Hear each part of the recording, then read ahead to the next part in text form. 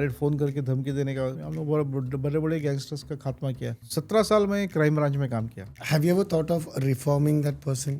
Bedroom में सोया था, उसका वाइफ ने दरवाजा खोला, हम लोग घुस गए अंदर, तो बेडरूम में उसने तकिए के नीचे 9mm पिस्टल लोड करके रखा था। पुलिस डिपार्टमेंट में गुंडा स्टाफ करके कोई होता है क्या? एंटी गुंडा स्टाफ कम्युनिटी है द LGBTQ कम्युनिटी। लोग बहुत प्रॉब्लम्स करते हैं, कदम के कपड़े निकाल डालते हैं। वो उसके लिए कोई ट्रेनिंग वगैरह नहीं है। हमारी महिला कांस्टेबल और महिला स्टाफ है, वही उसको हैंडल करती है। एंटी नेशनल्स बांग्लादेशी वगैरह वो बेंच मार्क करके बोल सकते हैं। वो तलवार मर्डर केस जो था, आरुषि तलवार मर्डर आरुषि केस, तलवार, हाँ।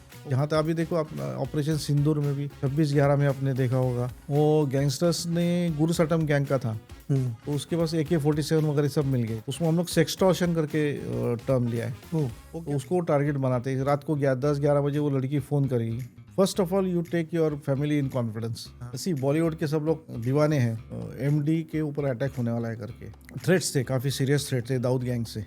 उसी तरह से राजकुमार संतोषी करके एक फिल्म प्रोड्यूसर डायरेक्टर है मेरे पास, और दिस इज थैंकलेस जॉब। तो इनकाउंटर हो गया था, तो टीवी पे दिखाया उसमें, ये फायरिंग किधर हो गया, मैं तुमको कैसा मालूम पड़ेगा, मतलब टीवी पे दिखा रहे सब करके। लेकिन वो हैबिचुअल चोर थी, तुमने अरेस्ट करके आज 1 साल हो गया करके बोला। तो सबसे बोलते ना बिगेस्ट अचीवमेंट क्या है? वो JNPT में हमने जो आर्म्स एंड एम्यूनेशन सीज किए, that was the biggest achievement. But do you feel cinematic liberties थोड़ा कम लेना चाहिए फिल्म मेकर्स ने? खास करके अक्षय कुमार के कुछ मूवीज आए जिसमें पुलिस का परसेप्शन चेंज हो रहा है करके, बॉम्ब ब्लास्ट से लेके सब में कनेक्टेड थे। वो पकड़ा किधर से? गाड़ी चोर को पकड़ा। सतीश के लिए अविनाश कभी भी तैयार है।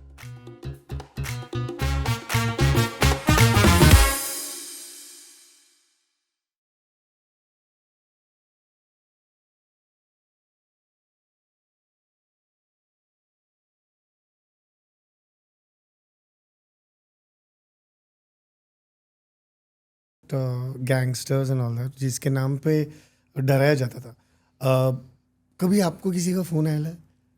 नहीं, हम लोगों ने तो बड़े बड़े गैंगस्टर्स के साथ डील किया, तो कोई इतना डेयरिंग नहीं करता है ऐसा डायरेक्ट फ़ोन करके धमकी देने का। बेसिक क्या रहता है मालूम है, हम लोग एज ए थर्ड पर्सन काम करते हैं, मेरा पर्सनल कुछ नहीं रहता है उसमें। हाँ, जहाँ वो कभी फ़ोन किधर आता है, जब तुम किसी पर्सनल एजेंडा चला रहे तो देन वो समझते हैं। लेकिन इसमें हम लोग बड़े बड़े गैंगस्टर्स का खात्मा किया, बट कभी भी ऐसा नहीं हुआ कि फ़ोन आया ऐसा किसी ने धमकी देने का कोशिश किया, ऐसा कभी नहीं हुआ। गैंगस्टर्स में भी अभी कैसा रहता है मालूम है कि वो जब ये लाइन पे चले जाते हैं, उनको भी मालूम रहता है कि यहाँ से रिटर्न आने का एक ही रास्ता है, एक तो गोली खाओ पुलिस का या फिर जेल में सड़ो, दूसरा ही रास्ता है। तो mentally they are prepare for that. नहीं, but then when you came across a gangster, like you know, have you ever thought of reforming that person?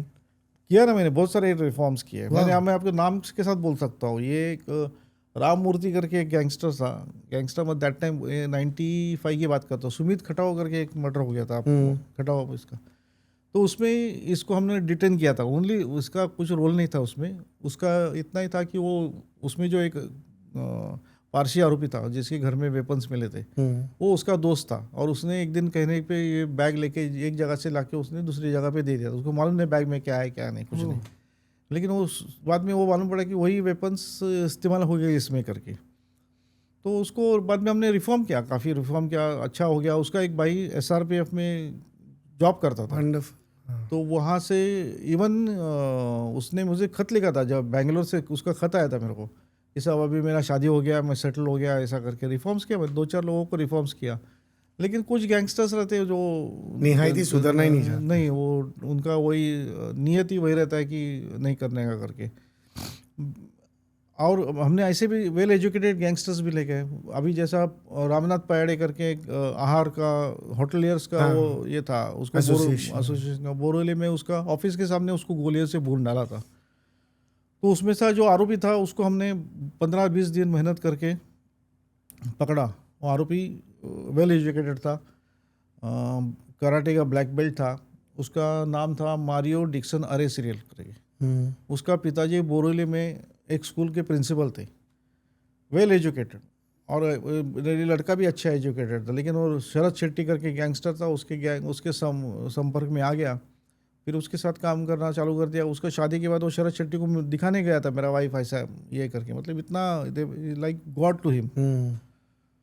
तो उसको ही वॉज ब्लैकमेल। उसको जब हमने पकड़ा, जब एक्चुअली पकड़ने के लिए जब गए थे उसके रूम में, मैं ही पहला एंट्री मारा था।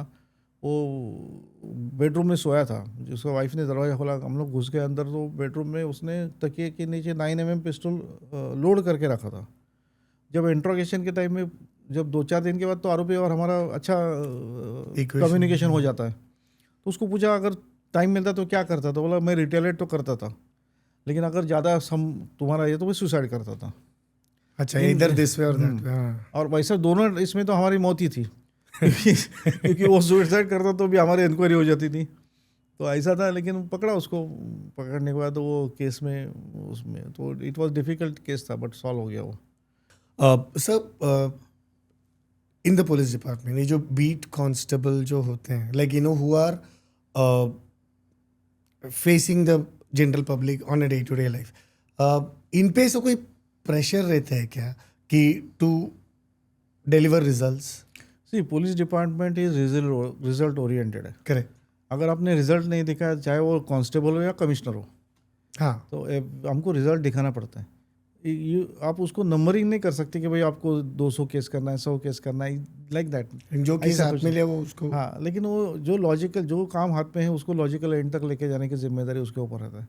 आपने जो बीट कांस्टेबल्स के ऊपर काफ़ी वैरायटी ऑफ जिम्मेदारी रहती है। एकदम पासपोर्ट वेरिफिकेशन से लेके नौकरी के लिए जो अभी एंटीसीडेंट सर्टिफिकेट लगता है उसका वेरिफिकेशन करना, घर में जाना, उसकी जानकारी निकालना, बीट के एरिया के क्रिमिनल्स का रिकॉर्ड रखना, क्रिमिनल्स के मूवमेंट पे हाथ ये रखना, वॉच रखना, वहाँ का लोकल एरिया में क्या क्या प्रॉब्लम चल रहा है उसके बारे में अपने सीनियर्स को अवगत कराना, बंदोबस्त करना, गणपति आ गया, ये आ गया, उसके कंटिन्यूस बंदोबस्त करना, ये बहुत बहुत सारे काम रहते हैं उसको। तो उसकी वजह से प्रेशर में रहता ही हो।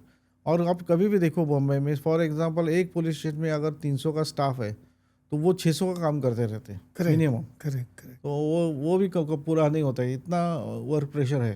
क्योंकि काम पहले के ज़माने में बेसिक पोल्यूशन की तरफ ध्यान नहीं दिया जाता था, अभी वैसा नहीं है। अभी अब पुलिस के पास से वैरायटी ऑफ काम करा के लेते हैं। पासपोर्ट वेरिफिकेशन हो गया, नौकरी का वेरिफिकेशन हो गया, सीनियर सिटीजन्स के बारे में जो देखो, और एंटी चेन स्नैचिंग देखो, कोई और महिला अगर रास्ते से जा रही है तो वो नहीं होना चाहिए, मोलेस्टेशन नहीं होना चाहिए, अवेयरनेस चलाओ, स्कूल में जाओ, पुलिस दीदी काम करो, ये करो। तो ये जैसा पुलिसिंग इज डायनामिक, वो स्ट्रैटेजी जैसा रिक्वायरमेंट है। फॉर एग्जांपल एक 10-12 साल पहले एनकाउंटर्स की ज़रूरत थी तो पुलिस ने एनकाउंटर किया। अभी सोसाइटी को पुलिस एनकाउंटर की ज़रूरत नहीं तो पुलिस ने बंद कर दिया, लाइक दैट। मतलब उस वक्त क्रिमिनल एक्टिविटी इतना होता, सुबह इधर फायरिंग, शाम को इधर फायरिंग, तो वो इफेक्ट तो होता था उसके ऊपर से। When I was doing my research, वो टाइम पे एक पर्टिकुलर टर्म दिमाग में बैठ गया, तो मैंने कहा कि who better than you can talk about it. एक पुलिस डिपार्टमेंट में गुंडा स्टाफ करके कोई होता है क्या? एक्चुअली दैट इज एंटी गुंडा स्टाफ। वो एंटी वर्ड निकाल दिया, वो उसका अपभ्रंश हो गया। गुंडा स्टाफ, गुंडा साहब। जब मैं डीएनआर पुलिस स्टेशन में था, क्या रहता है ना, there are 2 types of offences. One is the body offences, मतलब मारामारी हो गया, मर्डर से लेके सबसे which is related to physical, and one property offences, जैसे चोरी हो गया, रॉबरी हो गया, थेफ्ट हो गया, व्हाटएवर। तो ये प्रॉपर्टी ऑफेंसेस। तो प्रॉपर्टी ऑफेंसेस और पर्टिकुलर प्रॉपर्टी ऑफेंस के लिए डिटेक्शन ऑफिसर करके रहता है। लेकिन कुछ पुलिस स्टेशन में उन्होंने क्या किया था कि बॉडी ऑफेंसेस बहुत बढ़ गए थे, तो बॉडी ऑफेंसेस को रोकने के लिए उन्होंने ये एंटी गुंडा स्टाफ निकाला था। ओके। एंटी गुंडा स्टाफ का काम यही था कि ऐसे जो टपोरी लोग हैं उनको रेगुलरली चेक करना, जो बार बार मारामारी करते हैं उनको रेगुलर चेक करना, रास्ते में कोई मारामारी हो रहा है तो इमीडिएट इंटरवेंशन करना, और कोई बॉडी ऑफेंस हो गया तो उसका डिटेक्शन के लिए पूरी तरह से कॉन्सेंट्रेट करना। इस तरह से वो काम चलता है बॉडी एंटी गुंडा स्टाफ। तो गुंडा स्टाफ वो एंटी वर्ड भूल गए जैसा ये गुंडा स्टाफ रहे, गुंडा स्टाफ हो गया। यस। अब now that we are on the topic, it's a very kind of sensitive बात है, जहाँ पे आपको तरह तरह के लोग मिलते हैं, लेकिन अरे साहब इसने मारा, फिजिकल अटैक किया, या फिर थ्रेट किया, मोबाइल से मैसेज भेजा।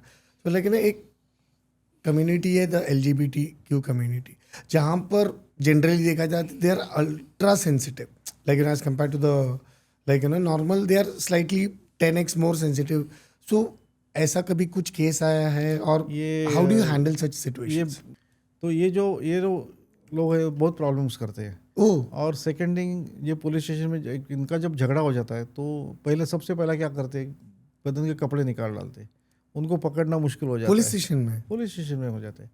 हम लोग बोला, हम लोग का अलग अलग। जब मैं साकेनागा पुलिस स्टेशन में था तो जब मैं क्राइम ब्रांच में एक मर्डर केस इन्वेस्टिगेट कर रहा था, हाँ। उस दरमियान एक इनके गुरु है, वो मेरे संपर्क में आ गए थे, ओह तो उनको मैंने टच में रखा था। तो पुलिस स्टेशन में साकेनागा में जब भी कुछ प्रॉब्लम होता तो मैं गुरु को फ़ोन करता था। हाँ। तो वो गुरु इनको अगर एक बार फ़ोन कर दिया तो फटाफट 2 मिनट में सब ठंडा हो जाता। इस तरह से हम उसको हैंडल करते थे। ये प्रॉब्लम है सब जगह पे, वो सेंसिटिव भी है और है, प्रॉब्लम तो है वो वहाँ पे। उसको एक्चुअली बेसिकली मैं बोलता हूँ उसको गवर्नमेंट लेवल पे कुछ तो भी प्रोविजंस करना चाहिए कि एक तो पहली बात तो इनको इकट्ठा रहने की अवॉइड करना चाहिए कि जब एक साथ में 50-60 लोग रहते हैं ना, तो दैट बहुत सारा प्रॉब्लम होता है, उनको हैंडल करना it is not so easy. So since it's sensitive, कोई ऐसा पर्टिकुलर स्टाफ है या फिर यू ट्रेन सर्टेन स्टाफ कि ऐसा कुछ केस आएगा तो you go in the forefront and और आप डील करो? नहीं, वो उसके लिए कोई ट्रेनिंग वगैरह नहीं है। हमारी महिला कांस्टेबल और महिला स्टाफ है, वही उसको हैंडल करती है। बट मैं बोला एज सच गवर्नमेंट को इसके ऊपर सीरियसली सोचना चाहिए। ये प्रॉब्लम बहुत जेन्युइन है। जिस दिन कुछ बड़ा इंसिडेंट हो जाएगा तब रियलाइज़ हो जाएगा, तब तक लेकिन है इससे वो लैकुनस है कि उसको उसकी तरफ ध्यान नहीं जाता। So this is one thing which needs to be very seriously उसको देखना पड़ेगा। मैं बोला ना वैसा, उनको एक तो रिहेबिलिटेशन करना पड़ेगा। अभी गवर्नमेंट की तरफ से कोशिश कर रहे हैं उनको नौकरी में काम करने की, नौकरी में इन्वॉल्व करने का, जॉब एंटरप्रेन्योरशिप देने का वो कोशिश कर रहे हैं वो। Correct. On to the same, the second sect is the anti-nationals, जो ये बांग्लादेशी वगैरह वो रहते हैं. How do you handle such people जो आज आपके साथ साफ करेंगे, मालूम पड़ा कल ये बांग्लादेशी निकले? मैं साकेनागा में था तो एक 5 साल का बांग्लादेशी लड़की को हमने पकड़ा, हमारे स्टाफ ने पकड़ा। तो मैंने उनको बोला ये लड़की अकेले यहाँ पे आ नहीं सकती, जब इतना आया इसकी कोई ना कोई रिश्तेदार ढूंढो करके रिश्तेदार। तो उन्होंने मेहनत किया, उन्होंने टोटल 30 या 32 रिश्तेदार उसके मिले, रिलेटिव, ऑल इन बॉम्बे, साकेनागा में रहते हैं। हाँ, तो वो 20-22 साल से यहाँ पे रह रहे हैं और उनके पास सब डॉक्यूमेंट्स है। तो हम किस बिना पे उनको बांग्लादेश में वापस भेजे करिए, just because they are relative तो नहीं भेज सकते ना। तो वो लड़की को सिर्फ डिपोर्ट कर लिया। तो ये अभी थोड़ा सा सीरियसली हो गया, लेकिन पहले के ज़माने में बहुत इजी था यहाँ पे डॉक्यूमेंट बना के यहीं का रहने का। तो वो थोड़ा प्रॉब्लम है। करेक्ट। एंड अब मैं आऊँगा मीडिया वालों की तरफ। कोई केस में मीडिया वालों का कितना प्रेशर रहता है? सबसे like you have to handle सबसे बड़ा केस हमने पूरा इसमें देखा है, उसको हम लेके बेंच मार्क करके बोल सकते हैं। वो तलवार मर्डर केस जो था, आरुषि तलवार मर्डर केस, हाँ। वो पूरा मीडिया की वजह से मिस हो गया। उस बार आपने देखा होगा मीडिया पूरा अंदर घुस के पहला दिन से अंदर का सीन दिखा रही थी, चाकू दिखा रही थी। मीडिया का रिपोर्ट के ऊपर से पुलिस इन्वेस्टिगेशन कर रही थी। तो मीडिया के जो रिपोर्टर्स अपनी दिमाग लगाते थे, अपनी जो सोच के हिसाब से आइडियाज बताते, उस तरह से वो पुलिस इन्वेस्टिगेट कर रही थी। तो वो दैट वाज, इसीलिए फिर उसके बाद रिस्ट्रिक्शन डाल दिया इनको, एंट्री करना, ये करना। लेकिन मीडिया का इन्फ्लुएंस होता है। मीडिया में अगर प्रेशर रहा कंटिन्यू एक केस के ऊपर, जैसा आपने यहाँ पे शीना बोरा मर्डर केस सुना होगा, उस वक्त जो इन्वेस्टिगेशन में इम्पैक्ट हो गया, उसमें हमारे कमिश्नर को भी तकलीफ हो गई थी। तो वो इम्पैक्ट तो होता ही है। तो मीडिया का रोल बहुत इम्पोर्टेंट रहता है इसमें। और जहाँ तक अभी देखो, आप ऑपरेशन सिंदूर में भी अपनी गवर्नमेंट को डायरेक्टिव्स देना पड़ा कि आप लाइव ऑपरेशंस टीवी पे मत दिखाओ करके। 26/11 में आपने देखा होगा कि लाइव ऑपरेशंस की वजह से पाकिस्तान में उनको मालूम पड़ रहा था, लाइव दिखा रहे थे वो। तो ये मीडिया को अभी सोचना है कि कहाँ तक दिखाना है, क्या नहीं दिखाना। Nowadays media is very powerful. अगर कोई आरोपी है जो who is genuinely at fault, okay, और आपने उनको पकड़ा और वो ही फ्लॉन्ट्स, अरे मैं इनको पहचानता हूँ, ये मीडिया वाला मेरा दोस्त है, उनका फ़ोन आता है, अरे साहब गो स्लो ऑन हिम, और कोई ईजी ऑन हिम, या साहब आपका मेरा तो रिलेशन है ना साहब, छोड़ दो ना, तो हाउ डू यू टैकल? नहीं, उसमें ऐसा हो जाता है कि वो जो आदमी फ़ोन करता है ना, उसकी नज़र में वो आदमी अच्छा ही रहता है। हाँ, उसको मालूम नहीं रहता है कि ये ऐसा ये सी हर एक आदमी अपना बैक साइड जो है वो छुपाता ही ना, जो क्रिमिनल एक्टिविटी रहा हो तो छुपाता है। तो वो बेचारा सामने वाला जेन्युइनली फ़ोन करता है। जब हम लोग उसको फैक्चुअल बोलते हैं कि भाई ऐसा है नहीं, इसका ऐसा ऐसा रोल है, तो देन ही गेट शॉक, अरे ऐसा है, I was not aware of it. For example मैं आपको बोलता हूँ, हमने ने एक गैंगस्टर को पकड़ा था। वो गैंगस्टर्स ने गुरुसटम गैंग का था, तो उसके पास AK-47 वगैरह सब मिल गई थी। तो उसके साथ में और 2 पॉलिटिकली कनेक्टेड लोगों को अरेस्ट किया था उसमें, क्योंकि वो उल्लासनगर में एक बड़े पॉलिटिशियन को मारने का प्लानिंग कर रहे थे वो। तो उनको जब लाया तो बहुत बड़े बड़े लोग, क्योंकि पॉलिटिशियन थे, तो बहुत बड़े बड़े लोगों का CP तक फ़ोन गया। हमको तो आया, लेकिन CP तक फ़ोन गया। तो हमारे CP साहब ने हमारे DCP साहब को पूछा, अरे इसको लाया है पॉलिटिशियन को, क्या रोल है इनको, क्यों जरा पता करो। जब हमने रोल बता दिया तो सब पैक हो गया, फिर वो लोग भी पैक हो गए, इसने ऐसा किया, उसने वैसा किया, इसका रोल है करके हमने अरेस्ट किया था वो लोग को। क्योंकि मालूम ही नहीं ना उनको, जो बेचारे फ़ोन कर रहे हैं वो इन गुड फेथ में फ़ोन कर रहे हैं, उनके लिए उनको थोड़ी मालूम ये होता है। तो वी हैव अरेस्टेड देम, ऐसा को। टॉकिंग अबाउट द सुपीरियर्स, तो आप पे सुपीरियर्स का कितना प्रेशर रहता है?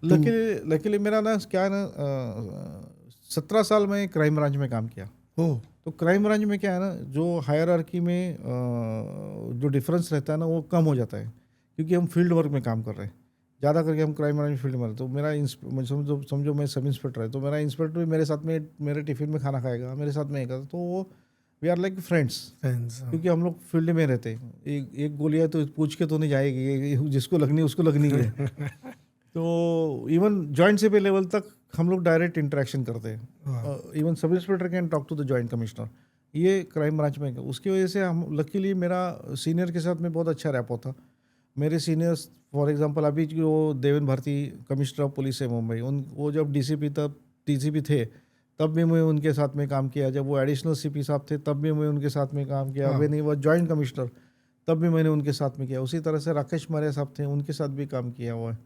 तो ये बेसिकली ये दोनों का नाम इसलिए मैंने लिया कि ये ऐसे कॉप्स हैं जिनको फील्ड लेवल पे क्या काम चलता है, ग्रास रूट पे क्या चलता है, तो यू कैन उनको अब हम लोग मिसगाइड नहीं कर सकते, क्या होता है क्या नहीं, रियलिटी। हाँ, वंस आपने रिपोर्ट किया तो 2 मिनट में उनको मालूम पड़ता है कितना उसमें सच्चाई और कितना ये है करके।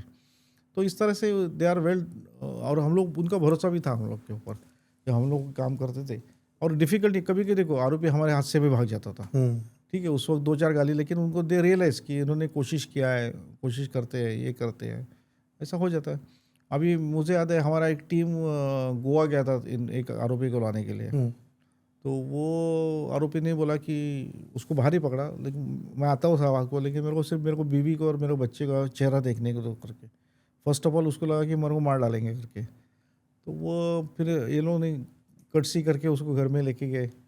तो वो जैसे ही घर में गया, उसके घर के पीछे एक दरवाज़ा था, और बीवी को मिलने के बहाने थोड़ा सा अंदर गया, फट से भाग गया पीछे से।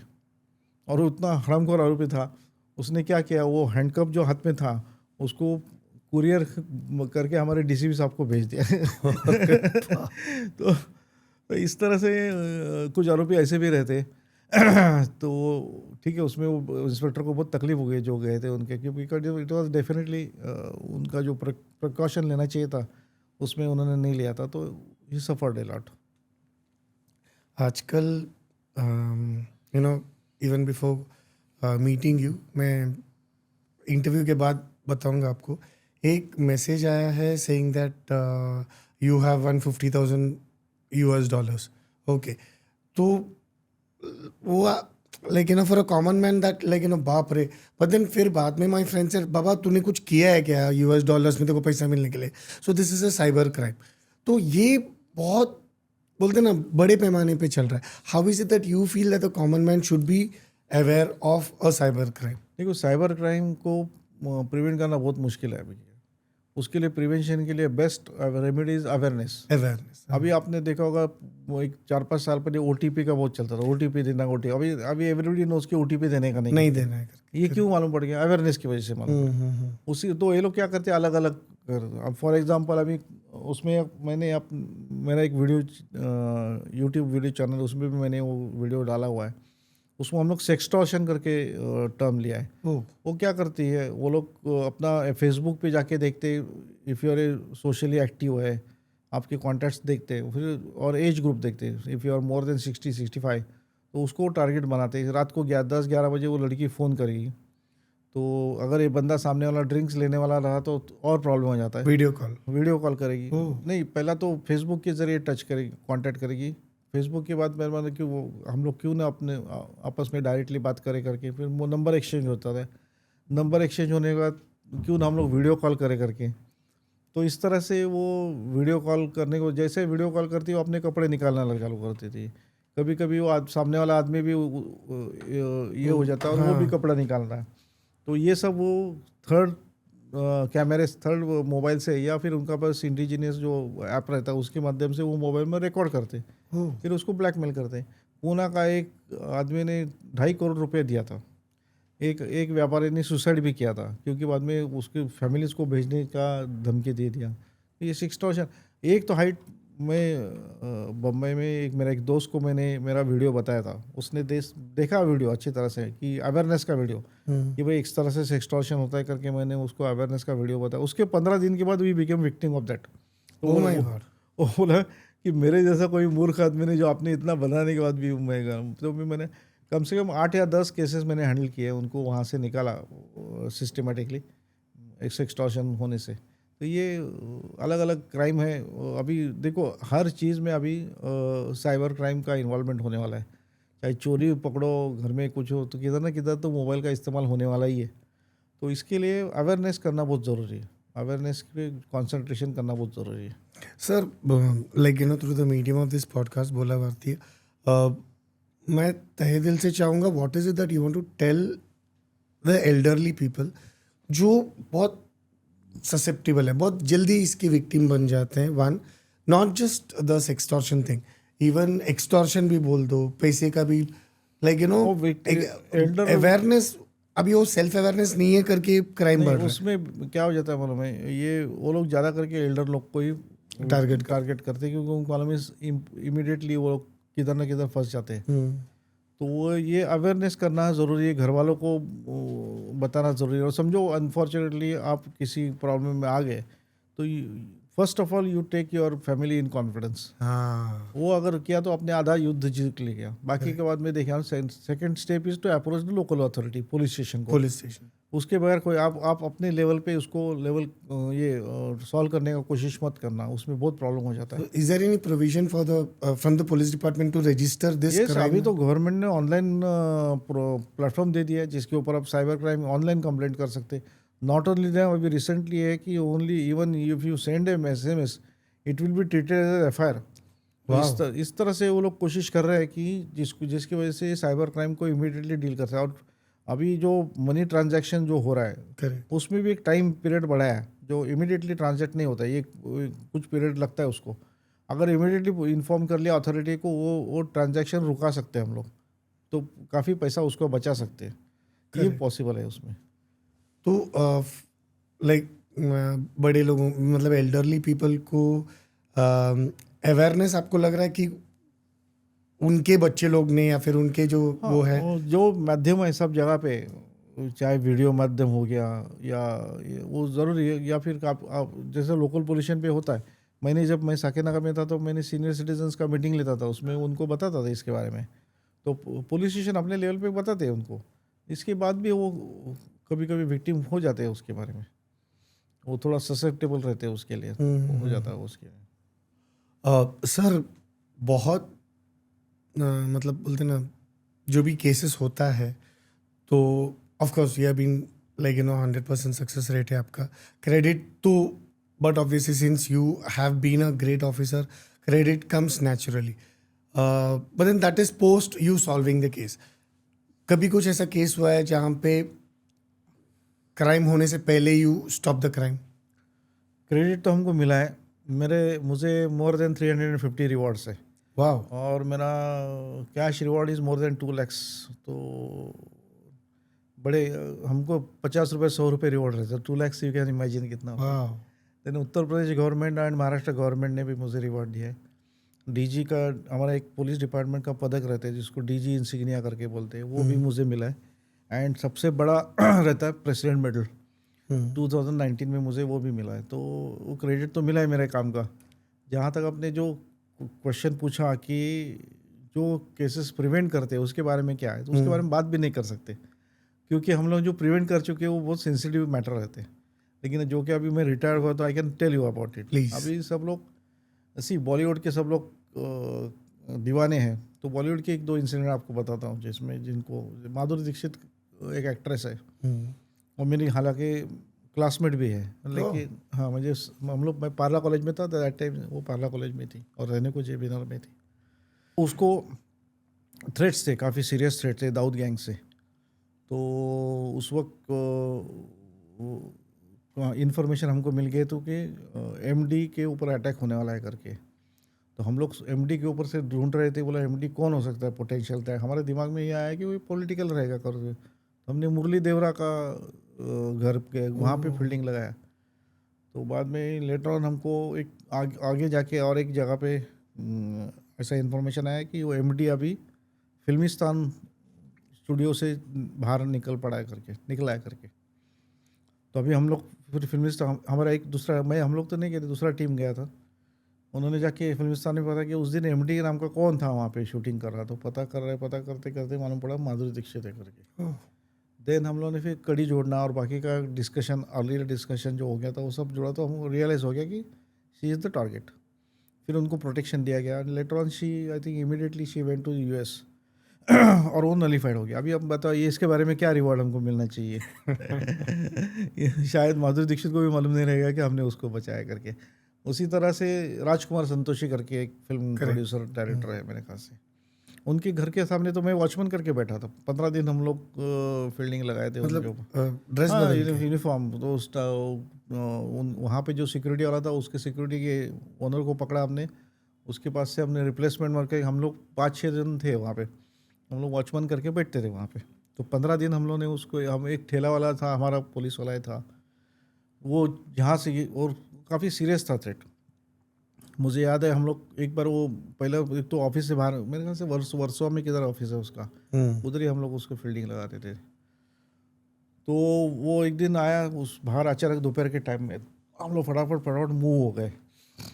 तो वो गया सामने सलून में दाढ़ी करने के लिए गया, बैठा और वापस आया। तो उसको रियलाइज़ हो गया कुछ तो भी गड़बड़ है, इतना सब लोग मूव हो रहे सामने से। उन्होंने फिर हमारे राकेश मारिया करके जॉइंट कमिश्नर थे, उनको फ़ोन किया क्या लफड़ा। तो उन्होंने बोल दिया कि है हमारे लोग हैं, डोंट वरी करके तुम्हारे लिए रखा है। तो वो नलीफाइड कर दिया उसका, जो बाद में एक आरोपी पकड़ा और वो दूसरे किसी केस में पकड़ा था, उसको बचाया। तीसरा एक केस मैं बताना चाहूँगा, वो तो बहुत यूनिक केस है। उसमें ऐसा था कि एक बबलू श्रीवास्तव करके गैंग है, यूपी का गैंग है, एंड उसका मोडस ऑपरेंडी या पेट क्राइम कौन सा है, तो एक्सटॉर्शन, किडनैपिंग करके एक्सटॉर्शन करना। अभी वो जेल में, बबलू श्रीवास्तव बड़ा गैंगस्टर था। तो उसने बम्बई के एक स्टील के व्यापारी को किडनैप किया था और 5 करोड़ रुपए मांगा उसके पास से। वो स्टील के व्यापारी ने क्या किया, मेरे पास इतना तो नहीं है, मैं तुमको 1-2 करोड़ देता हूँ और 1-2 नाम देता हूँ जिसको तुम टारगेट करो। तो ऐसा करके कॉम्प्रोमाइज़ किया और उसने जब उसके हाथ से बच के आया तो एक किस स्टील के व्यापारी का नंबर दे दिया उसको, नाम और नंबर दे दिया, लेकिन उसकी फट गई बाद में। वो सोचा अभी इसको अगर कह तो मेरा नाम तो आने वाला है करके, फिर देनी एनी हाउ इधर से उधर से वो हमारे एक ऑफिसर को अप्रोच हो गया, उसने बोल दिया ऐसा ऐसा और उसका किडनैपिंग होने वाला है करके, मतलब डबल क्रॉस कर दिया उसने। तो हम लोग को वो साखर भवन करके है चर्च गेट में, उसके बाजू में उसका ऑफिस था और रहने को बोरीवली में। तो जिस दिन वो आने वाले थे उस दिन वो हमारे साथ में आया था, हमने जाके उसने आइडेंटिफाई करवाया हमको, वो 2 जन आए थे। हमने भी पीछा किया काफ़ी, लेकिन मैं एक के पीछे था और एक मेरे, हम 2 ही ऑफिसर थे और दूसरा एक दूसरे के पीछे थे। उस टाइम हमारे पास गाड़ी ज़्यादा नहीं थी। तो साखर भवन से गिरगांव चौपाटी तक मैं पीछे पीछे आया टैक्सी से, उतने में एक बेस्ट बस क्रॉस हो गया, वो क्रॉस करते करते रुक गया बीच में, उसका टैक्सी बहुत आगे गया, मिस हो गया हूँ। तो वो तो निकल गया, लेकिन अभी इसको तो बचाना पड़ेगा। तो उसके बाद हमारा 1 महीने तक प्रोग्राम यही रहने का कि IC कॉलोनी बोरीवली से उसको, लेकिन सुबह रात में 2 कांस्टेबल रखते थे हम लोग, सुबह 9 साढ़े 9 बजे वो वहाँ से रिक्शा से बोरीवली स्टेशन आता था, ट्रेन पकड़ता, चर्चगेट में बाहर आने का टैक्सी या फिर बस में पकड़ के जाता था वो। फिर हम लोग उसके पीछे आने का, दिन भर बैठे रहे, चना खाओ, कुरमुरा खाओ, टाइम पास करते बैठो और शाम को उसको घर पे छोड़ देने का। ये हम लोगों ने 1 महीना किया। वाह। उसके बाद क्या हो गया, वही आरोपी लोग मुलुंड में एक आदमी बिजनेसमैन था, वो केड़कर करके परफ्यूम फैक्ट्री के ओनर थे, उनको किडनैपिंग का प्लानिंग कर रहे थे, उसमें पकड़े गए। तो मेरे को फिर मारे साहब का फ़ोन आया, उसको पकड़े तो जाके कंफर्म करो। तो हम लोग जाके देखा तो वही आरोपी थे जिनको हमने देखा था, वही थे उसमें। तो वो पकड़ा गया नहीं, फिर हमने ये हमारा ऑपरेशन स्टॉप कर दिया। वो बेचारे को अभी तक, वो बिजनेसमैन को अभी तक मालूम नहीं कि हमने उसको बचाया है क्या। तो हमको 1 महीने का मेहनत है, रिस्क फैक्टर है, अगर कुछ हो जाता तो प्रॉब्लम हो जाता ना उसमें। और कभी कभी क्या हो जाता है, वो विक्टिम जो है वो भी बात छुपाता है, हमको बताता नहीं। करे। अभी फॉर एग्जांपल मैं आपको बोलता हूँ, ग्रैंड रोड में एक मुर्गी का दुकान है, बहुत सारे मुर्गी के दुकान है, बहुत गंदा स्मेल आता है। तो उसके उधर का एक मुर्गी वाला था, उसके ऊपर फायरिंग होने वाला है, उसको मारने वाले करके इन्फॉर्मेशन हमको आया। तो हम लोग जाके पहला दिन गया तो इतना गंदा बास आ रहा था, खाने का तो मतलब चाय पीने का भी इच्छा नहीं होता है, लेकिन उसको तो बचाने का तो क्या कैसा भी करके हम लोग फील्डिंग लगाया उसके ऊपर। 2-3 दिन के बाद हमको आदत हो गई उसकी, फिर उधर ही हम लोग क्योंकि सुबह से शाम तक रुकते थे। ऐसा करके 15 दिन हम लोग वहाँ पे रुका। फिर उसके बाद वो विड्रॉ हो गया। हमको पता, उस वक्त हमारे करकरे साहब डीसीपी साहब थे, उन्होंने हमको लगाया था उसमें।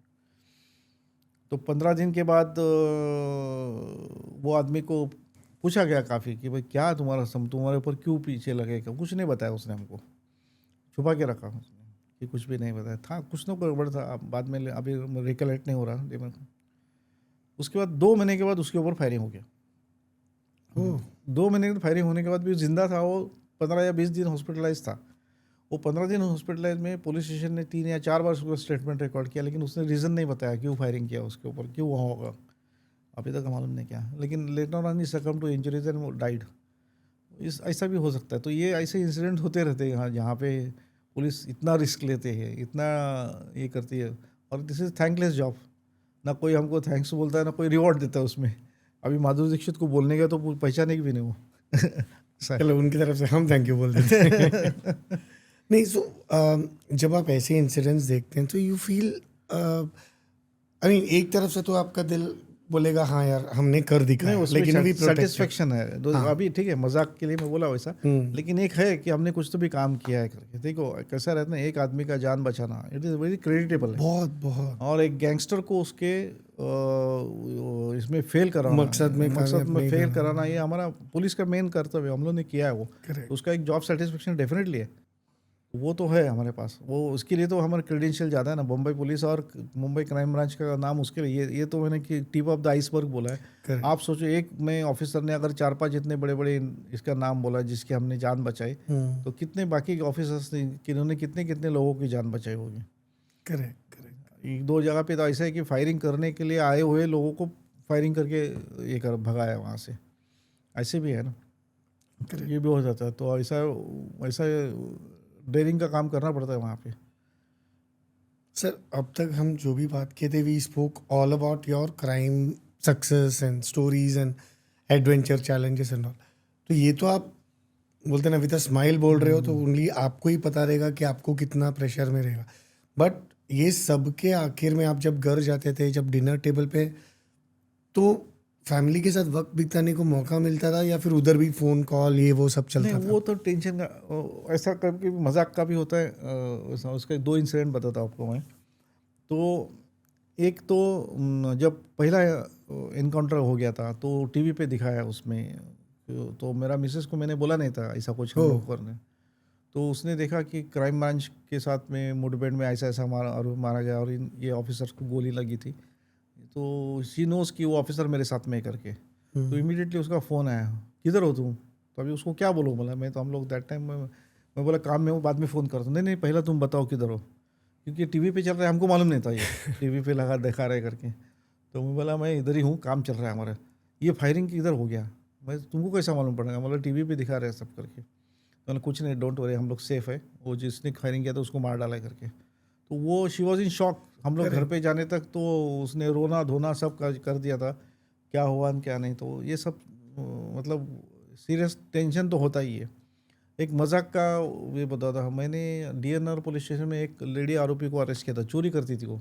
शी वॉज, वो दिखने में बहुत ब्यूटीफुल थी, सुंदर थी, लेकिन उसका वो पोलियो था पैर, ओह चलने को ये उसको तकलीफ होती थी, लेकिन वो हैबिचुअल चोर थी। तो उसको 2-3 केसेस में अरेस्ट किया था, काफ़ी टेंशन था उसमें, हम लोग को बहुत तकलीफ हो गई थी, लेकिन किया उसको अरेस्ट। तो उसने एक दिन रात को 11-11:30 बजे फ़ोन किया मेरे को। उस टाइम हम लोग लैंडलाइन थे, ये तो नहीं। तो बोले, धर्माधिकारी क्या कर रहे हो? मतलब घर पे हूँ, और क्या कर रहा हूँ? तो बोले, आज का डेट याद है क्या तुमको? मतलब क्यों, क्या हुआ?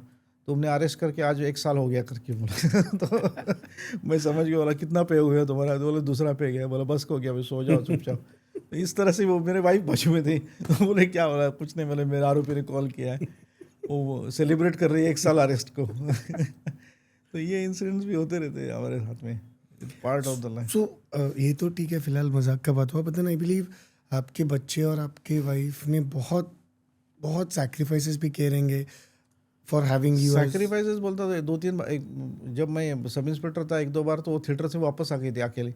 हम लोग पिक्चर जाने का प्लानिंग किया था, आता हो तुम, जस्ट जाके रुको, मैं आता हूँ। वो बेचारे टिकट वगैरह लेके, और फिर बोल दिया कि, और उस नहीं आ वक्त सकते। मोबाइल वगैरह भी नहीं था, तो हाँ कहाँ भी बोलेंगे करके। तो 3 का पिक्चर है समझो दोपहर को, तो मैं लटक गया किधर या इसका तो। और संडे का भी कुछ नहीं है, सैटरडे संडे का कुछ नहीं घर में। एक उदाहरण मैं आपको बोलता हूँ, मेरे को डेट भी आज था, आज 20 मई 2005 का इंसिडेंट बताता हूँ। मेरा बच्चे का मुंड क्या उसको मुंडन, मुंजे हाँ। बोलते हैं हम लोग मराठी में उसको, वो था। उसमें काफ़ी लोग आ गए थे, उसमें से एक इंटेलिजेंस एजेंसी का ऑफिसर भी आया था। तो मंत्र वगैरह सब हो गया, हम लोग कैजुअली बात करते बैठे थे। तो उसने पूछा क्या चल रहा है करके, तो मैंने बताया कि ऐसा ऐसा। अरे उसको लाया तुमने? बोला हाँ लाया है उसको, खैर चल रहा है करके। तो बोला उसने तो वेपन्स लाए बहुत बड़े। बोला हाँ चल रहा है वर्कआउट उसके बारे में। नहीं नहीं है, चलो बोला साथ में। तो हम लोग 7 बजे ऑफिस में पहुंच गए। घर में मेरे मेहमान आए, 50-60 मेहमान घर में आए, ये सब छोड़ के मैं ऑफिस में गया। और उसके बाद वो वर्कआउट किया हमने। JNPT में जाके वेपन्स भी सीज किए, 37 वेपन्स मिल गए थे। और उसके बाद 2 दिन के बाद मैं घर पे आया। उसके बाद 6 महीने तक मेरे रिश्तेदार मेरे से बात नहीं करते, बोले घर पे बुलाता है और खुद बात भी नहीं करता। निकल जाते हैं। तो इस तरह से लेकिन लेटर ऑन दे रियलाइज कि जॉब का हमारा वर्क ऑफ नेचर ऐसा है कि जिसमें डेलिब्रेट कुछ कर नहीं सकते हम लोग, मतलब ये। तो ये कभी इन्फॉर्मेशन आया, कब आया, कुछ बोल नहीं सकते, तो हम कहाँ पे जाते हैं। और हम लोग का पैशन रहता था। मैंने एक दौर में, जैसा आपने बोला ना, हम लोग यहाँ से एक धार्मिक विधि के लिए एक जगह पे जा रहे थे। ऑन द वे था, उस वक्त पेजर का ज़माना था, पेजर। तो मुझे पेजर पे मैसेज आया कि अर्जेंटली कॉल करो। हम लोग टैक्सी से, मैं, मेरा वाइफ और मेरी माँ थी, हम लोग तीनों जा रहे थे। तो जब मैसेज आया तो मैंने टैक्सी रुका के PCO से कॉल किया, तो समझ गया एक बड़ा ऑपरेशन आ रहा है और तुमको इमीडिएटली उधर जाना पड़ेगा करके बोला। तो मैंने फिर माँ को और इनको बोला तुम दोनों ही जाओ, अभी मैं जा रहा हूँ करके। तो वो बेचारे दोनों ही गए, फिर मैं अपने काम पे गया। उसी तरह से मेरा जब शादी फिक्स हो गया था, मेरा शादी हो गया 9 जून 1995 में हो गया। तो उसी महीने में उस वक्त दाऊद काफ़ी एक्टिव था और काफ़ी नाम चल रहा था। तो उस वक्त इंटेलिजेंस एजेंसी के माध्यम से मुंबई पुलिस को इन्फॉर्मेशन थी कि कुछ ठिकाने थे दाऊद के, मालूम पड़े थे ऐसे ऐसे। तो Gopinath Munde was home minister. तो उन्होंने प्लान किया कि क्यों ना हम दाऊद को उड़ा देंगे करके। तो उन्होंने फिर कैसा करेंगे, तो ऐसा होगा कि एक स्क्वाड बनाएंगे करके। तो ये डिटेल्स अभी मैं, उस वक्त मुझे मालूम नहीं था डिटेल्स आगे का। तो 13 ऑफिसर का स्क्वाड बनाया, उसमें मैं भी था। तो मुझे बुलाया गया वहाँ पे, एक सीक्रेट जगह पे हमारा ट्रेनिंग चल रहा था। तो वहाँ पे जब जाने के बाद उन्होंने बोला आप फर्स्ट ट्रेनिंग चालू होने से पहले आपसे पूछना चाहता हूँ, ये ऑपरेशन बम्बई में, अब इंडिया में नहीं, इंडिया के बाहर ऑपरेशन करने का, और वहाँ से वापस आने का चांसेस बहुत कम है, आइदर यू अरेस्ट होने का या इसका। तो आप लोग तैयार है क्या? मैं प्राउडली बोलता हूँ 13 में से एक भी ऑफिसर ने विड्रॉ नहीं किया। वाह। तो 13 के 13 ऑफिसर ने तो हाँ बोला हम लोग तैयार है करके। तो अभी मेरा मिसेस का कैसा बोलने का करके, मैंने उसको बोला मेरा 2 महीने के लिए ट्रेनिंग के लिए आउट ऑफ इंडिया जा रहा, तो हमारा शादी हम लोग थोड़ा सा पोस्टपोन करते हैं करके।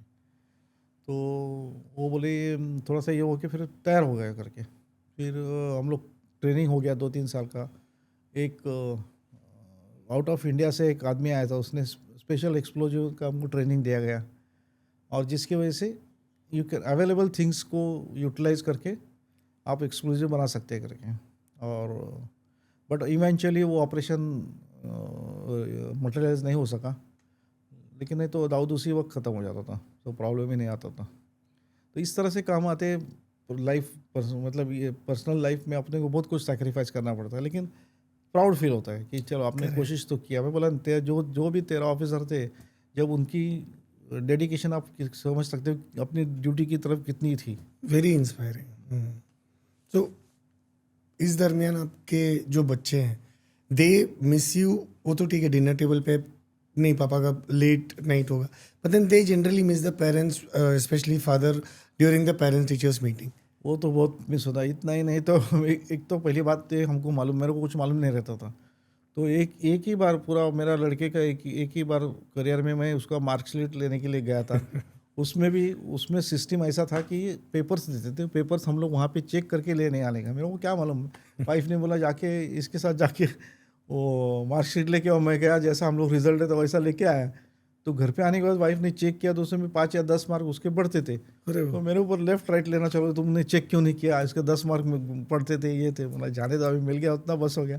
तो कहने के इतना कि हमारा अटैचमेंट नहीं था उनके साथ में बच्चे। हाँ, कभी कभी मैं छोड़ने जाता था लड़के को, लेकिन मेरा लड़का लकीली अंडरस्टैंड है। वो जब वो थोड़ा सा उसको समझने लगा, देन ही रियलाइज कि इसकी वजह से तो ज़्यादा वो तकलीफ नहीं हुआ मेरे को उसकी, मतलब कि वो उसको समझाना पड़ा ज़्यादा, ऐसा कुछ नहीं। रियलाइज कि व्हाट आई एम डूइंग ये करके। Sir, now that you are retired,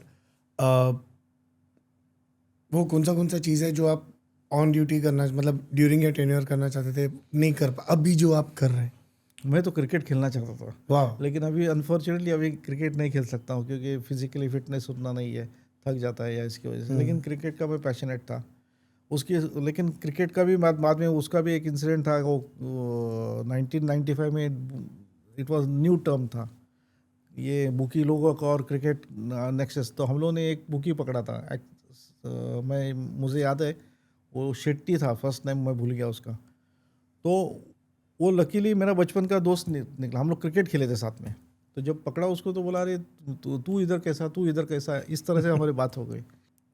तो he was in touch with very big cricket player. अभी उसका नाम लेना ठीक नहीं यहाँ पे, क्योंकि अभी बहुत बड़ा आदमी बन गया वो। तो हमने उसको ट्रैप किया था, अच्छी तरह से ट्रैप किया था।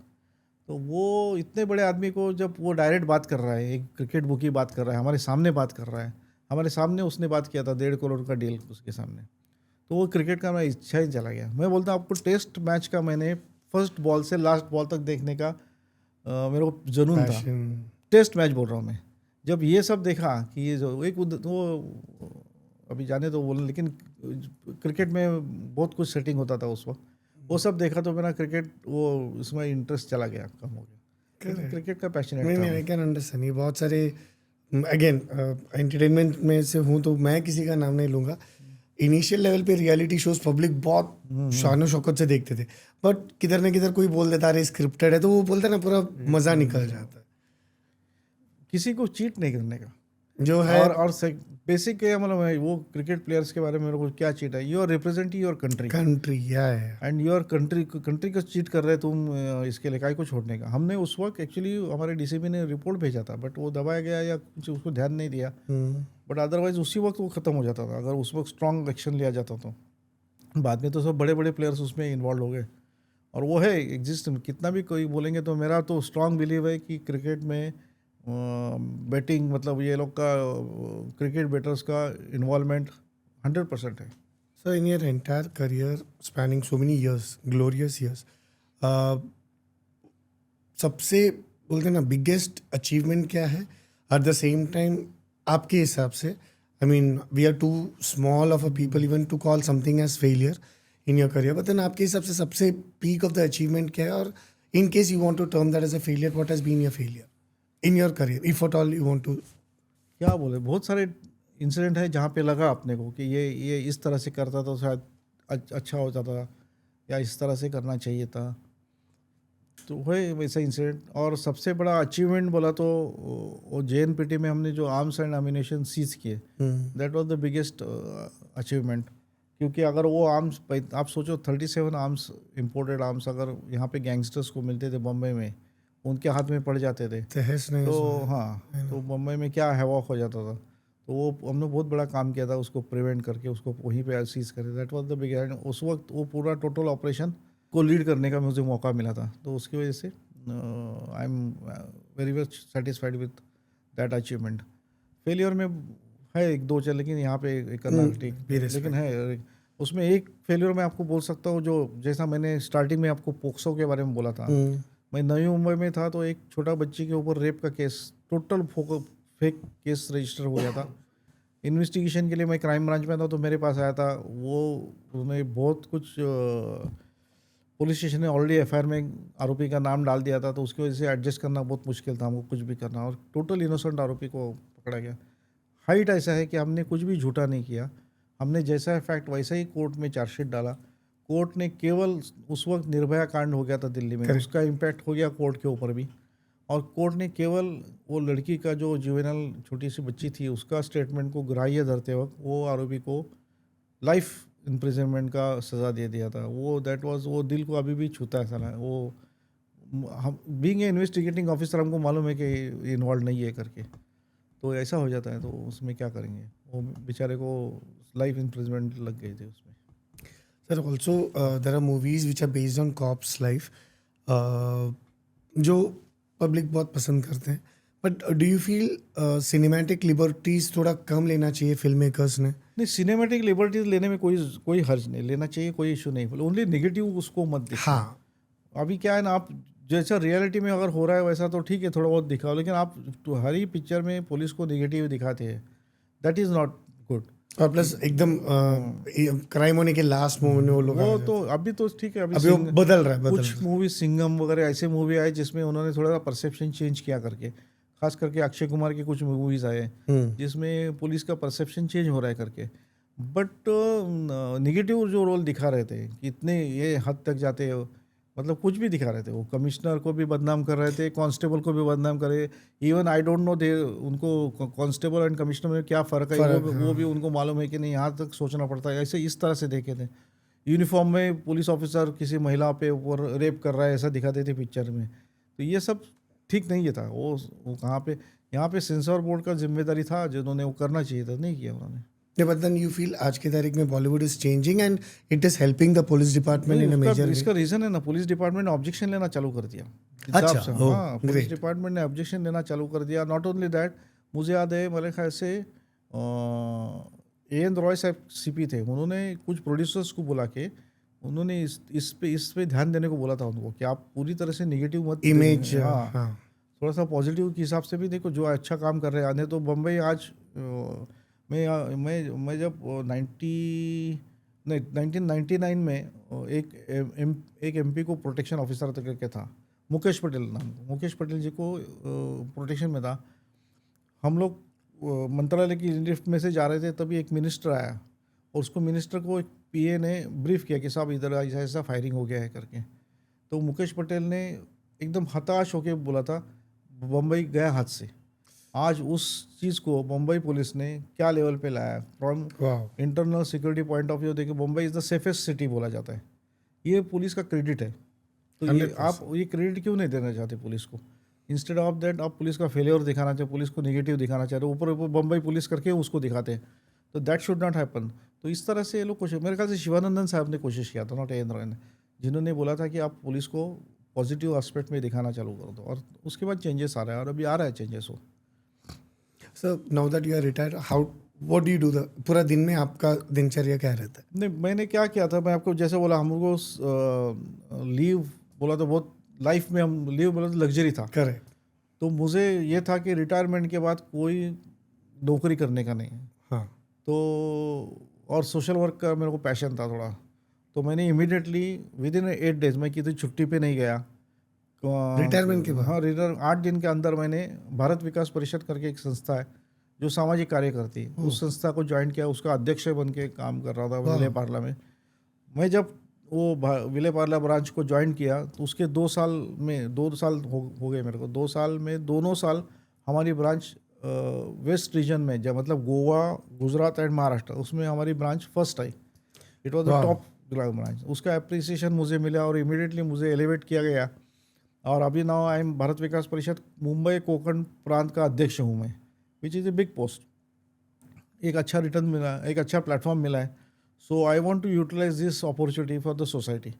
अभी अपेक्षा कुछ नहीं है, अभी जो भी है वो सोसाइटी को रिटर्न करने का अपना नॉलेज बोलो, अपना विजडम जो भी है मेरे पास छोटा मोटा जो है वो सब अभी सोसाइटी को वापस करने का मेंटालिटी में हूँ। इसलिए मैं सामाजिक कार्य में साथ ही साथ मैं बैडमिंटन एसोसिएशन से जुड़ा हूँ। बैडमिंटन एसोसिएशन फॉर मुंबई उपनगर करके एक संस्था है, उसका मैं अध्यक्ष हूँ। उसके माध्यम में से मुंबई सबर्बन डिस्ट्रिक्ट में बैडमिंटन एक्टिविटीज़ पे ध्यान रखते हैं और हम लोग मैक्सिमम टूर्नामेंट्स ऑर्गेनाइज करने का भी कोशिश करते हैं। तो इस तरह से सामाजिक कार्य और स्पोर्ट्स इसमें अपने को ये रखा है। मैं किधर नौकरी वगैरह कुछ नहीं करता। तो अभी कंसिडरिंग आपका जो नेटवर्क है जो भी है, अभी भी कभी किसी का फ़ोन आता है कि अरे सर ये इधर अटक गया हूँ सर प्लीज़ गाइड अस, अरे सर? वो तो फ़ोन आते हैं। मैंने जो पोल्यूशन में जो नंबर था वो मैंने नंबर चालू है मैंने, लेकिन मैंने वो फ़ोन बंद करके रखा है। तो आस्ते आस्ते वो फ़ोन अटेंड करना भी छोड़ दिया, क्योंकि वो रात को 2 बजे भी फ़ोन आता है, 3 बजे भी फ़ोन आता था, अब इधर झगड़ा हो गया, इधर ऐसा चल रहा है। तो वो बहुत, तो मैंने नया नंबर ले लिया था लास्ट का एक। मैं जब एसी पे बनने के बाद थोड़ा सा कम हो जाता है पब्लिक इंटरेक्शन, तो वो ये नंबर को भी कंटिन्यू रखा है। एंड पब्लिक तो फ़ोन करती है किसी भी काम, किसी भी मदद के लिए फ़ोन, ज़्यादा करके पासपोर्ट्स के लिए आ जाती है फ़ोन कि साहब हम पासपोर्ट का इधर फाइल अटका हुआ है, ज़रा मदद करो, ये करो, उतना ही। और समझो किसी कांस्टेबल ने किधर पकड़ लिया ट्रैफिक में वगैरह, तो उसमें भी एक फ़ोन आता है। तो मैं पहला तो बोलता है आपके लेवल पे सुलझा सकते हैं तो सुलझाओ, और क्या। अभी sir before we wrap up एक सवाल पूछूंगा कि आप सिस्टम में पहले नहीं थे, okay, as a young boy you are not a part of the system, फिर आपने एग्ज़ाम देकर you got into the system, फिर नाउ दैट आप रिटायर हो गए तो सिस्टम से बाहर हो, but then again that system तो आपके अंदर ही है। अगर एक ऐसा कोई चेंजेस लेके आना होगा जो आपके हिसाब से पब्लिक के हित में है, या फिर समथिंग जो आपके दिल के करीब है? नहीं, अभी बेसिकली अभी जो इंडिया पाकिस्तान का जो इशू हो गया उसको ध्यान में रखते एक मेरा दिमाग में विचार है, ये मैं सोच रहा था इसके बोलो बारे ना में। प्लीज़। क्योंकि क्या है ना, मैं आपको बोलता हूँ, अभी भले युद्ध खत्म हुआ होगा, वो बॉर्डर का युद्ध खत्म हो गया है, लेकिन internal security is big threat now. अभी मुंबई जैसे, मुंबई उसके लिए बहुत डेंजरस पोजीशन में है। यहाँ पे आपने देखा होगा पॉकेट्स बने हुए हैं सब, तो वो पॉकेट्स अपने को प्रॉब्लम आज ना कल क्रिएट करने वाले हैं। तो मेरा ऐसा एक विचार आया था कि हम लोग, जैसे मैंने 35 साल सर्विस किया हुआ है और मेरा फिजिकल फिटनेस अभी है, तो पुलिस डिपार्टमेंट में इंटेलिजेंस एजेंसी एटलीस्ट जो पुलिस डिपार्टमेंट के अंदर, अभी मेरे ख्याल से पुलिस डिपार्टमेंट में एक जॉइंट से भी इंटेलिजेंस करके नई पोस्ट बनाई गई। तो उन्होंने इनिशिएट लेके, आपके माध्यम से मैं उनको भी अपील करना चाहता हूँ, जो पुलिस ऑफिसर्स के पास रिसोर्स है, हमारे पास रिसोर्स है, अभी भी इन्फॉर्मेशन आती है मेरे पास, तो किधर न किधर देता हूँ मैं, ये ऐसा हो रहा है वैसा। तो वो ऐसे कुछ ऑफिसर्स आपको जुनिंदा ऑफिसर्स है जिनको अभी, जैसा प्रफुल्ल भोसले करके हो गए, प्रदीप शर्मा करके हो गए, जो ऑफिसर्स अभी भी रिसोर्सफुल है, तो उनको टच में रखना चाहिए। उनके साथ इंटरेक्शन एक महीने में एक इंटरेक्शन कोई ऐसा ऑफिसर करना चाहिए जो रिस्पॉन्सिबल हो, कुछ बड़े पद पे हो, तो उनके पास से इनपुट लेना, और उनके पास से कुछ, आपके पास अगर कुछ है बताने के लिए, तो वो अब एक विदाउट स्पेंडिंग सिंगल पेनी, केवल चाय के ऊपर अगर आपको इन्फॉर्मेशन मिल रही है तो गवर्नमेंट ने इसको अपॉर्चुनिटी लेना चाहिए। तो एक 20 जो मुंबई के मतलब जो 20-25 ऑफिसर्स को आप मंथली बेसिस पे बुलाओ मीटिंग के लिए, इंटरेक्ट विद देम, उनके पास क्या इनपुट है, कोई कड़ी से कड़ी जुड़ी जाती है, एक छोटा सा इन्फॉर्मेशन से आपको कहाँ से कहाँ चला जा सकता है। जो आपने एग्जांपल दिया अभी, हाँ, अभी जैसा राकेश मारिया साहब ने एक बहुत बड़ा टेररिस्ट ऑर्गेनाइजेशन पकड़ा था, वो गुजरात बॉम्ब ब्लास्ट से लेके सब में कनेक्टेड थे। वो पकड़ा किधर से, गाड़ी चोर को पकड़ा, उसके ऊपर से पकड़ा, पहला एक गाड़ी चोर पकड़ा था, उसमें से वो डेवलप होते होते वहाँ पे चला गया। तो यू डोंट नो कहाँ से आपको कहाँ पे चला जाएगा। हम लोग अभी कैसे, जब सोसाइटी में कितना भी हुआ तो सोसाइटी मालूम है मुझे, मैं पुलिस ऑफिसर हूँ, तो मेरे पास जो आपको बात करते उससे 10 गुना ज़्यादा मेरे से बात करते लोग कि साहब ये देखो एरिया में ऐसा नहीं हो रहा है, ये देखो ये एरिया में ऐसा हो रहा है, ये ड्रग्स बेचता है, ये करता है, ऐसे बहुत सारी चीज़ें हमारे पास आती है। लेकिन we want some reliable platform की जहाँ पे हम ये डिस्कस करें। तो आपके माध्यम से मैं ज़रूर अपील करना चाहूँगा कि इसके ऊपर ध्यान दें। बम्बई पुलिस के जो भी रिटायर्ड पुलिस ऑफिसर्स हैं, जो रिसोर्सफुल पुलिस ऑफिसर्स हैं, उनको एक जगह पे बुलाया जाए उनके साथ इंटरेक्शन करें, उनके साथ डिस्कशन करें और इन्फॉर्मेशन का लेन देन करें, तो इट विल बी यूजफुल। और उसमें आपको कोई इन्वेस्टमेंट करनी ना, आपको कोई एक्स्ट्रा सैलरी देने की ज़रूरत है, ओनली एक इंटरेक्शन प्लेटफॉर्म बनाना ज़रूरी है बस। तो Avinash Dharmadhikari sir, thank you so much. आपने अपने बिजी स्केड्यूल से हमारे लिए टाइम निकाला। पूरे बोला भारतीय टीम की तरफ से तहे दिल से आपसे शुक्रिया अदा करना चाहता हूँ। Thank you. एंड प्लीज़ आप जब भी हमें आपकी ज़रूरत पड़ेगी, प्लीज़ हम तहे दिल से दरख्वास्त करते हैं, प्लीज़ बिकम आवर कंसल्टेंट, या and people like you should come forward and we will definitely reach out, कभी भी आइए, है ना। सतीश के लिए अविनाश कभी भी तैयार है। Thank you so much, my pleasure. And या जैसे कि आपने देखा that like we continue to bring you stories from the common man doing the uncommon things. बस इसी तरह अपना प्यार बरकरार रखे बोला भारतीय पर, एंड चैनल को सब्सक्राइब करना ना भूले, and please do give your valuable comments so that we can bring you more and more wonderful stories such as Mr. Avinash. Thank you so much. Namaste. Jai. नमस्ते।